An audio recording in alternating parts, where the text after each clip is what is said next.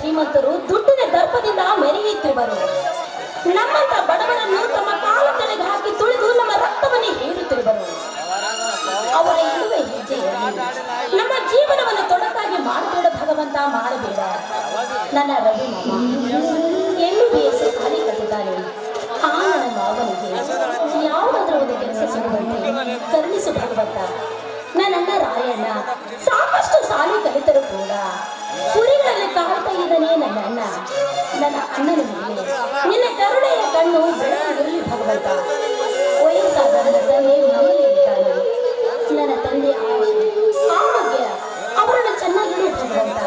ನಿನ್ನಲ್ಲಿ ಬೇಡುವುದೇ ಇಷ್ಟೇ. ಈ ನನ್ನ ಮಗಳ ಬಯಕೆಯನ್ನು ತೀರಿಸು ಭಗವಂತ, ತೀರಿಸು.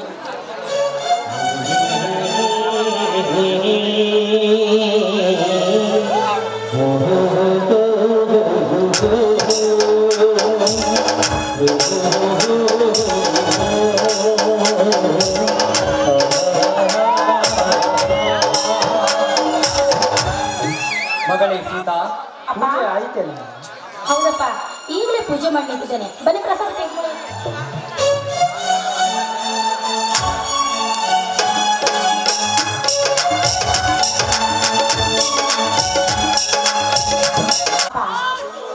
ರಾಯಣ್ಣನಂತ ಸಹೋದರ ನನಗೆ ಅಣ್ಣನಾಗಿ ಸಿಕ್ಕಿದ್ದು ಅದು ನನ್ನ ಭಾಗ್ಯವಪ್ಪ, ನನ್ನ ಭಾಗ್ಯವು. ಎಷ್ಟು ದಿನ ಪುಣ್ಯ ಮಾಡಿದ್ರೆ ಏನು ಅಂತ ಅಣ್ಣನ ಪಡಿಬೇಕಾದ್ರೆ ನಾನು. ಸೀತಾ, ನೀನಾಡುವ ನುಡಿ ಕೇಳಿದರೆ ಸಮುದ್ರದ ಅಲೆಗಳಂತೆ ಉಕ್ಕಿ ಹರಿಯುತ್ತಿದೆಯಮ್ಮ ಈ ನನ್ನ ನೀನಿನ ತಂದೆಯ ಸಂತೋಷ. ಅಷ್ಟೇ ಅಲ್ಲಮ್ಮ, ಇಂಥ ಸನ್ನಿವೇಶದಲ್ಲಿ ನಿನ್ನ ಎತ್ತ ಇದ್ದರು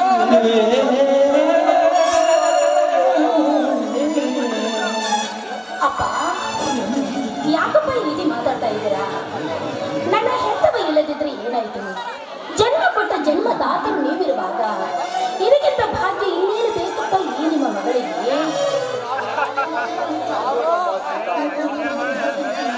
ನೋಡಮ್ಮ ಸೀತಾ, ನೋಡಮ್ಮ ಸೀತಾ,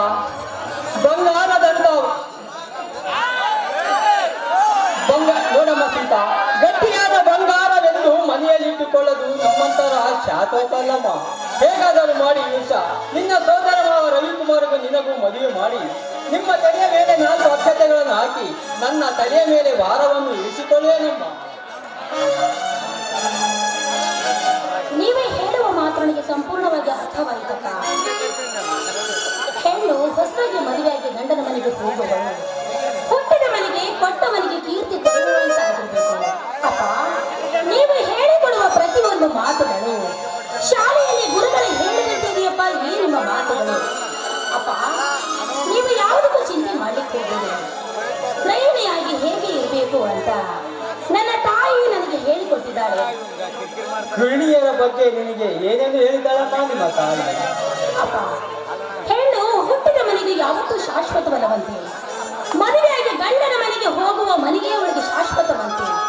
ಹೆಣ್ಣು ಹುಟ್ಟಿದ ಮನೆಗೂ ಕೊಟ್ಟ ಮನೆಗೂ ಕೀರ್ತಿ ತರುವ ನಾರಿ ಮನೆ ಆಗ್ಬೇಕೇ ವಿನಃ ತವರ ಮನೆಗೆ ಎಲ್ಲೂ ಹುಣ್ಣಾಗಿ ಇರಬಾರ್ದು ಅಂತ ಹೇಳಿಕೊಟ್ಟಿದಳಪ್ಪ ನನ್ನ ತಾಯಿ. ಅಂದು ಹೇಳಿಕೊಟ್ಟಿದ ಮಾತುಗಳು ಇಂದಿನ ಎದೆಯಲ್ಲಿ ಅಚ್ಚಳಿಯದಂತೆ ಉಳಿದು ಹೋಗಿದೆ.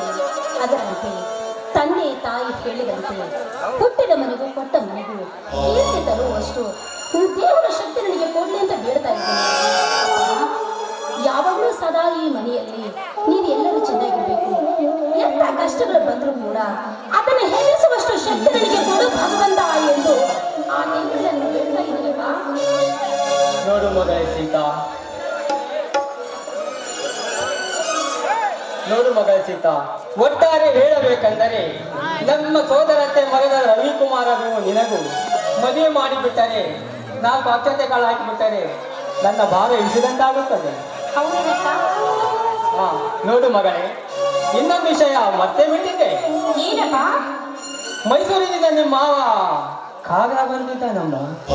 ಮಾವ ಬಂದಿದ್ದಾರಾ? ಹಾ ಕೊಡ್ತೀನಿ ಕದಮ್ಮ.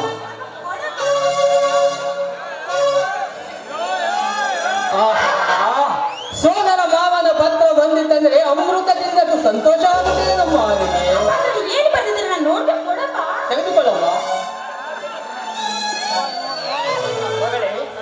ಅದರಲ್ಲಿ ಏನು ಬಂದಿದೆ ನನಗೆ ಸ್ವಲ್ಪ ಓದಿ ಹೇಳಮ್ಮ. ಹೇಳ್ಬೇಕಾ?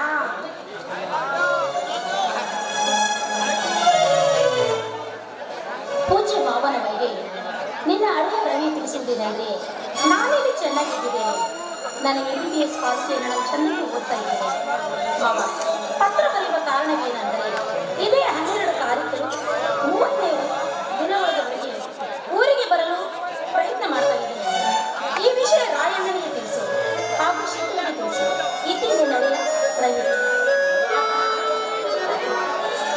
ಹೌದಮ್ಮ, ಇರ್ಲಿ ಬಿಡಮ್ಮ. ಬಂದು 1 ವಾರ ಯಾಕೆ 2 ವಾರ ಇದ್ದು ಹೋಗಲಿ, ಯಾರು ಬೆಳೀತಾರೆ. ಹಾ ಸೀತಾ, ಆ ರಾಯಣ್ಣ ಬಾಳಾಪುರ ಮಂಜಪ್ಪನ ಜಾತ್ರೆಗೆ ಹೋಗಿ ಇನ್ನೂ ಬಂದಿಲ್ಲ. ಇವತ್ತು ಕುರಿಗಳು ಕಾಯಲಿಕ್ಕೆ ನಾನೇ ಹೋಗುತ್ತೇನೆ. ಒಳಗಡೆ ಹೋಗಿ ಕಂಬಳಿ ಕೊಡ್ಲೆಯನ್ನು ತೆಗೆದುಕೊಂಡು ಬಾರಮ್ಮ. ಸರಿಯಪ್ಪ.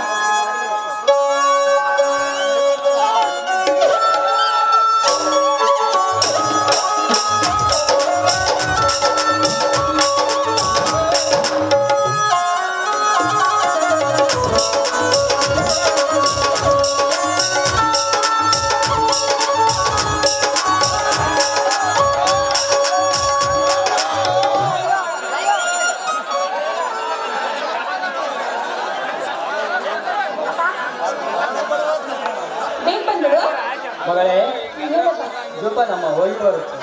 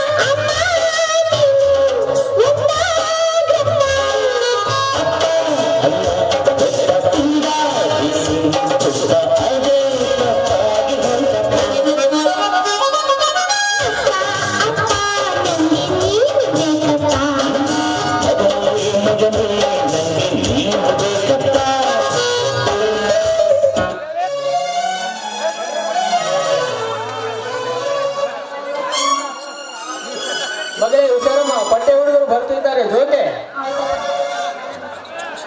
ದೇವ್ರೆ, ನನ್ನ ತಂದೆ ನನ್ನ ಮೇಲೆ ಎಷ್ಟನ್ನು ಪ್ರೀತಿಯಿದ್ದಾರೆ. ಆದರೆ ಏನು ಮಾಡಬೇಕು? ಹೆತ್ತ ತಾಯಿ ಇದ್ದಿದ್ರೆ ಯಾವುದಾದ್ರೂ ಅವಳ ಮುಂದೆ ಹೇಳ್ಕೋಬಹುದಾಗಿತ್ತು.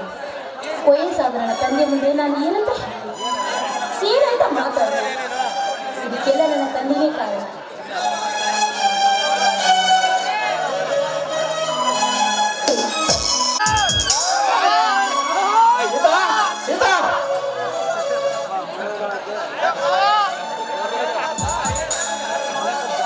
ಮಾವ,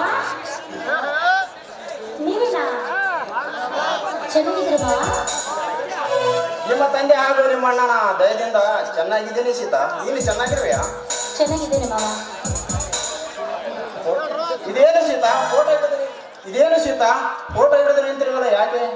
ಅಯ್ಯೋ ದೇವ್ರೆ, ಅಮ್ಮನ ಫೋಟೋ ನೋಡಿ ಕಣ್ಣೀರು ಹಾಕ್ತೀನಿ ಅಂದಿದ್ರೆ ರವಿ ಮಾಮ ತುಂಬಾ ಅಂದ್ಕೊಡ್ತಾ ಇದ್ದಾರೆ. ಬೇಡ ಬೇಡ, ಈ ವಿಷಯ ಹೇಳೋದು ಬೇಡ ಮಾವ. ಹಾಗೇನಿಲ್ಲ,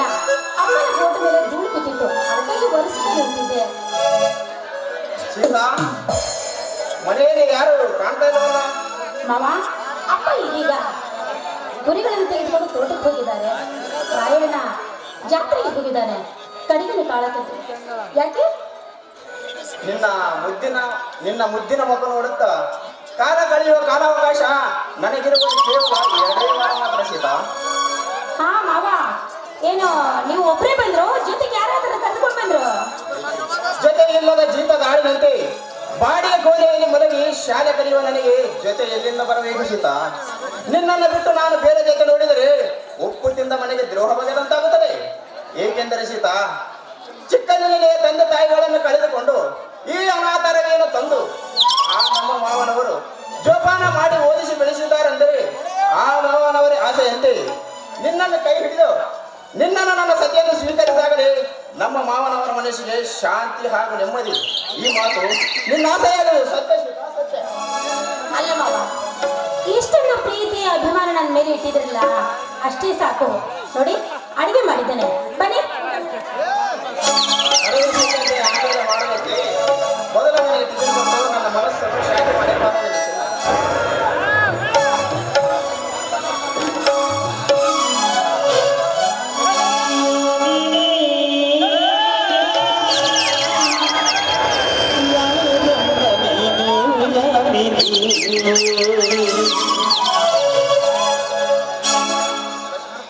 ಅಡೆ ಸಾಕಾಕ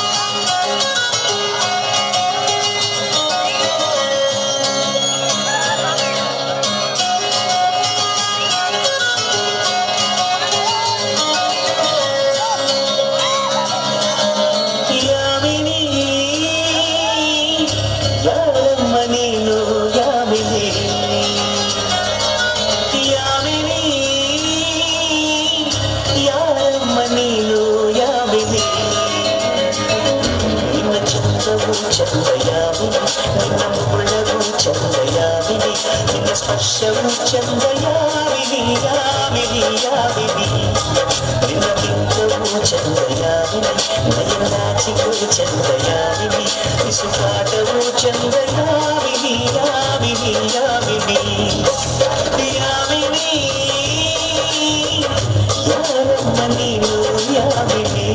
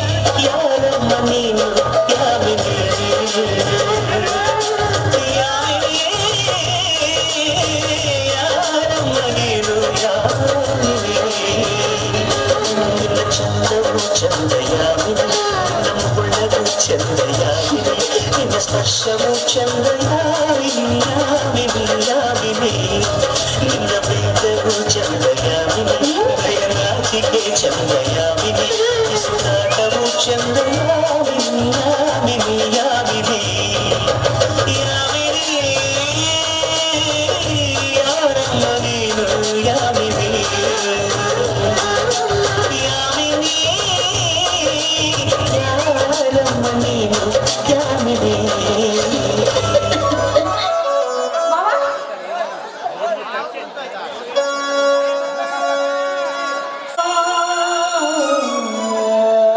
ಏನಾಯ್ತಪ್ಪ?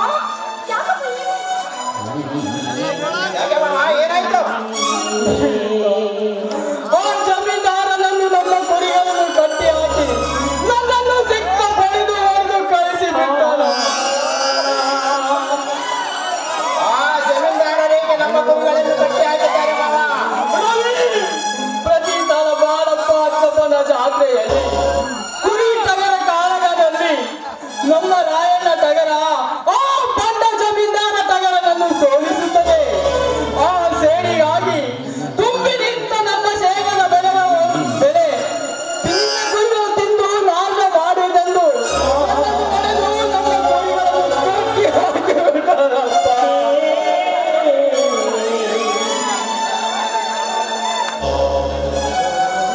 ಮಾಮ ಈಗಲೇ ಆ ಜಮೀನ್ದಾರರ ಮನೆಗೆ ಹೋಗಿ ಅವರ ಜೊತೆ ತಟ್ಟಿ ಕೇಳಿಬರುತ್ತದೆ ನಮ್ಮ ಕುರಿಗಳನ್ನು ಬಿಟ್ಟು ಬಿಡು ಎಂದು.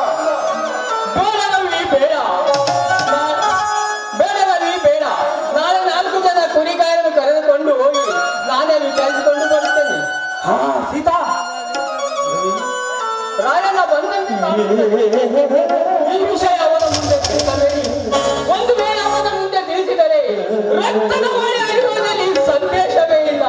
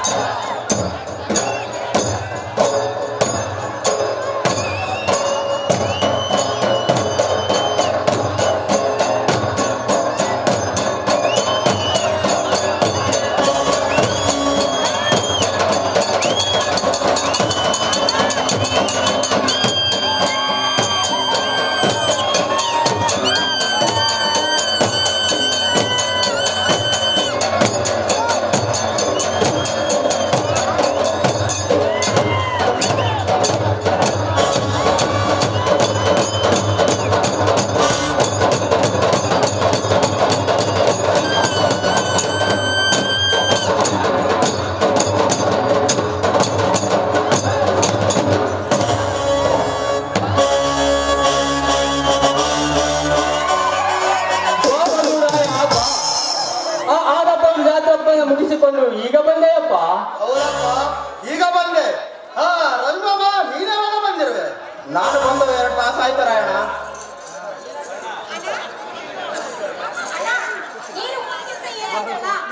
ಈ ಸಡಗರ ಈ ಸಂಭ್ರಮವನ್ನ ನೋಡಿದ್ರೆ ತುಂಬಾ ಸಂತೋಷವಾಗ್ತಾ ಇದೆ ನನಗೆ. ದೇವರಂತ ತಂಗಿ, ಸಿದ್ದರಂತ ತಂಗಿ, ಮುದ್ದಿನಂತ ಮಾಮ ರಾಜಕುಮಾರನ ಮೇಲಿರುವಾಗ ಎನ್ನುವ ಶಬ್ದ ಈ ಸಿಡಿಲು ಮರಿಯಾದ ರಾಯಣ್ಣನ ವಂಶದಲ್ಲಿ ಬರುತ್ತ ಮುಂದೆ ಬರೋದು ಇಲ್ಲ.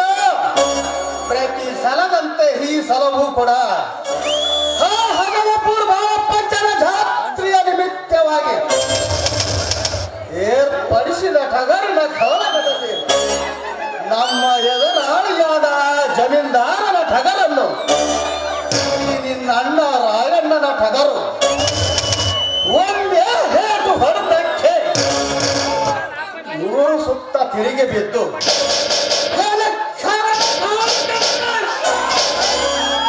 ಎಬ್ಬಿಸಿ ಉಡಿ ಎಬ್ಬಿಸಿದ ಟಗರು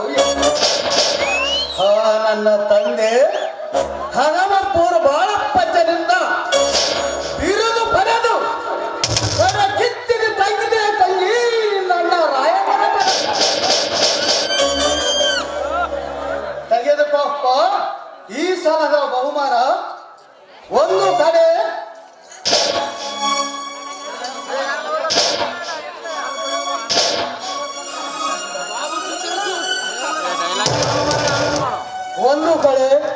ಒಂದು ತಲೆ ಉಂಗುರ ಹಾಗೂ 5,000 ರೂಪಾಯಿ ನನಗೆ ಆಶೀರ್ವಾದ ಮಾಡಪ್ಪ.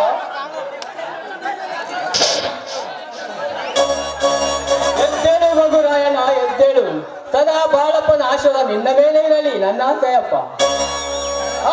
ಅಪ್ಪ, ಬಾಳಪ್ಪ ಜನ ಆಶೀರ್ವಾದದೊಂದಿಗೆ ತಂದೆ ತಂಗಿಯರಾದ ನಿಮ್ಮಿಬ್ಬರ ಆಶೀರ್ವಾದ ಹಾರೈಕೆ ನನ್ನ ಮೇಲೆ. ಈ ಸಮಾಜದಲ್ಲಿ ಬಂಡರಾಗಿ ಪುಂಡಡಿಕೆ ಮಾಡುತ್ತಿರುವ ಪುಂಡ ಪುರುಷರ ತಲೆ ಸುಳಿ ನೋಡಿ ಕಡೆದು ಅವರ ನೆತ್ತಿಯ ನೆತ್ತರವನ್ನು ಕುಡಿದು ಗಂಡುಗಲಿ ಹುಲಿ ಹುಲಿಗಾರ ಹುಲಿ ನಾನಾಗಿ ನಿಲ್ಲುವೆ ಈ ಸಮಾಜದಲ್ಲಿ. ಮಗುರಾಯಣ್ಣ, ನೀ ಮೇಲಿದ ಟಗರು ಯಾವ ಕಣಕಾಲವನ್ನು ಇಳಿಸಿದರು ವಿಶಾಲಿಯಾಗಿ ಬರುತ್ತದೆ. ಅದೇ ತರ ನೀನು ಈ ಮನೆಯ ಗೌರವವನ್ನು ತರಬೇಕಪ್ಪ. ಬರೇ ನಮ್ಮ ಮನೆತನದ ಹೆಸರಷ್ಟೇ ಯಾಕಪ್ಪ, ಇಡೀ ಕನ್ನಡ ನಾಡಿಗೆ ತಾಯಿ ನಾಡಿಗೆ ಜೋಡು ಬಗೆಯುವ ಕುಲಮ ಕುಲಕ್ಕೆ ಕೀರ್ತಿ ತಂದು ವೀರ ಸಂಗೊಳ್ಳಿ ರಾಯಣ್ಣನಂತೆ ಸಿಂಹದ ಸಿಡಿಲು ಮರಿ ಕಲಿಯುಗದ ರಾಯಣ್ಣನಾಗಿ ಈ ಜಗದಲ್ಲಿ. ನೋಡು ರಾಯಣ್ಣ, ಒಳ್ಳೆಯವರಿಗೆ ಧರ್ಮರಾಯನಾಗಿ ಕೆಟ್ಟವರಿಗೆ ಯಮಧರ್ಮನಾಗಿ ಈ ಕನ್ನಡ ನಾಡಿಗೆ ಕೇಳು ಬಯದವರಿಗೆ ಗಂಡು ಗುರಿ ಹಾಲು ಮದದ ಹುಲಿ ನೀನಾಗಬೇಕಪ್ಪ, ನೀನಾಗಬೇಕು. ಆಯ್ತಪ್ಪ, ನಿನ್ನ ಆಸೆ ಅಂತೆ. ಆಯ್ತಪ್ಪ, ನಿನ್ನ ಆಸೆ ಅಂತೆ. ಮುತ್ತೈದರಿಗೆ ಮಗನಾಗಿ ಶ್ರೀಮಂತರಿಗೆ ಶಿವನ ಕುರಬ ನಿನ್ನ ಆಸೆ ಅಂತೆ. ಗಂಡುಗರಿ ಹಾಲು ಮದದ ಹುಲಿ ನಾನಾಗಿ ನಿನ್ನ ಮರದಲ್ಲಿ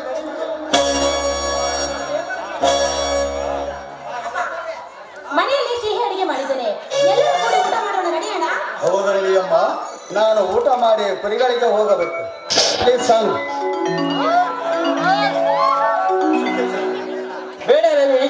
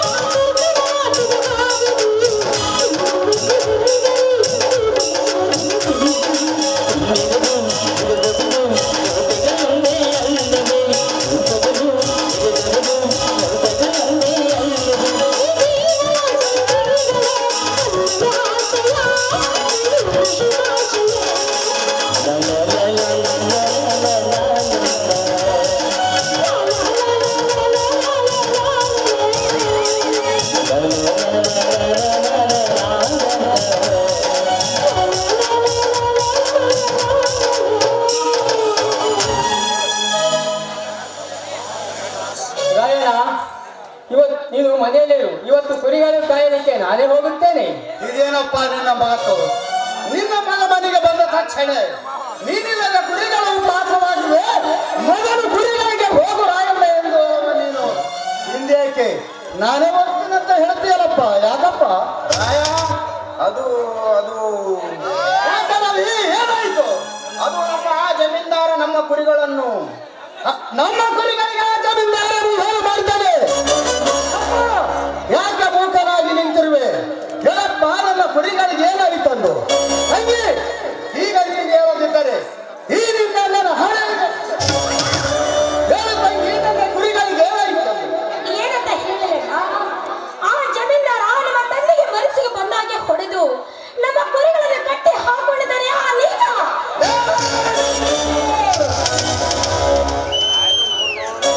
ಅಷ್ಟೇ ಅಲ್ಲಣ್ಣ, ಕುರಿಗಳ ಕಟ್ಟಿ ಹಾಕೊಂಡ ಅಷ್ಟೇ ಅಲ್ಲ, ತಂದೆಗೆ ರಕ್ತ ಬರುವಾಗೆ ಹೊಡೆದು ಬಾಯಿಗೆ ಬಂದಾಗೆ ಮಾತಾಡಿ ಕೊಟ್ಟು ಕಳಿಸಿದ್ದಾರೆ ಆ ನೀಚರು. ಇದನ್ನೇನು ಹೇಳಿದ ತಂಗಿ?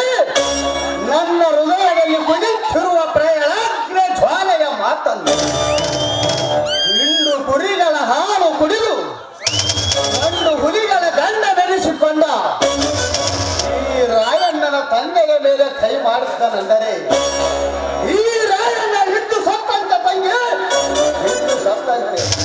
ಅಪ್ಪ, ಬೇಗ ಹೇಳಪ್ಪ, ಜಮೀನ್ದಾರರನ್ನು ಹೇಳ ಮಾಡ. ನೋಡೋಣ, ಅಂತ್ಯ ಎಂಬ ಕಾಲ ಬಂದೇ ಬರುತ್ತೆ. ನಮಗೆ ಮಾಡಿದ ಪಾಪಕ್ಕೆ ಆ ದೇವರು ಶಿಕ್ಷೆ ಕೊಟ್ಟೆ ಕೊಡುತ್ತಾನೆ. ನೋಡೋಣ, ಇಷ್ಟಕ್ಕೆ ಮರೆತು ಎಲ್ಲರೂ ಸೇರಿ ಊಟ ಮಾಡೋಣ ಬಾರಣ. ಬೆಂಕಿ ಹಚ್ಚ ಬಾಣದ ಊಟಕ್ಕೆ. ಹೇಳಿ ನನ್ನ ಮಗನ ಜಮೀನ್ದಾರ, ನಾನೆಲ್ಲದ ಸಮಯ ಸಾಗಿಸಿ ನನ್ನ ತಂದೆಯನ್ನು ಹೊಡೆದು ನನ್ನ ಕುರಿಗಳನ್ನು ಕಟ್ಟಿ ಹಾಕಿರಿ ಯಾರಾಯಣಿ. ಅಪ್ಪ, ಈಗಲೇ ಹೋಗಿ ಆ ಜಮೀನ್ದಾರನ ತಲೆ ಕರೆದು ನನ್ನ ಕುರಿಗಳನ್ನು ಬಿಡಿಸಿಕೊಂಡು ಬರುತ್ತೇನೆ.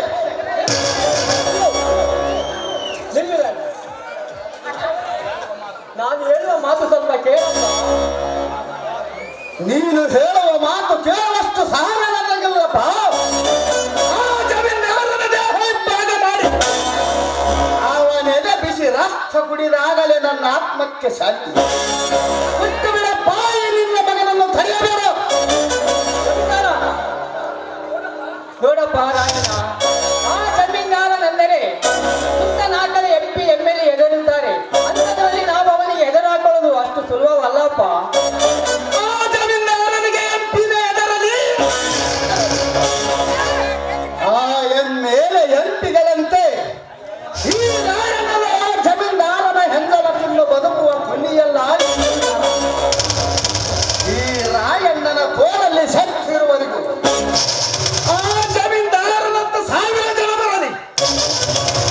ಅವರ ಹಸಿನ ಥರವನ್ನು ಕುಡಿದು ನಮ್ಮ ಗುರಿಗಳನ್ನು ಬಿಡಿಸಿಕೊಂಡು ಬರದಿದ್ದರೆ ನಾನು ಗಂಡು ಗಲಿ 6 ಮತದ ಹುಲಿ ಅಲ್ಲ ಎಂದು ತಿಳಿಯಲಿ. ಈ ಮಾತು ಸುಳ್ಳಾದರೆ ಸೂರ್ಯ ಚಂದ್ರನ ಮೇಲೆ ಬೀಸುವ ಗಾಳಿಯ ಮೇಲೆ ನೀರಿನ ಮೇಲೆ ಈ ಮಾತು ಸುಳ್ಳಾದರೆ ನನ್ನ ತಾಯಿ ನನ್ನನ್ನು ರಕ್ತಿನಿಯ ಜಾರಕ್ಕೆ ಹರಿದಳೆಂದು ತಿಳಿಯಲಿ. ಭಕ್ತಿನ ತಂಗಿಯ ಜಮೀನ್ದಾರನ ಕರೆ ತರ್ತೇನೆ.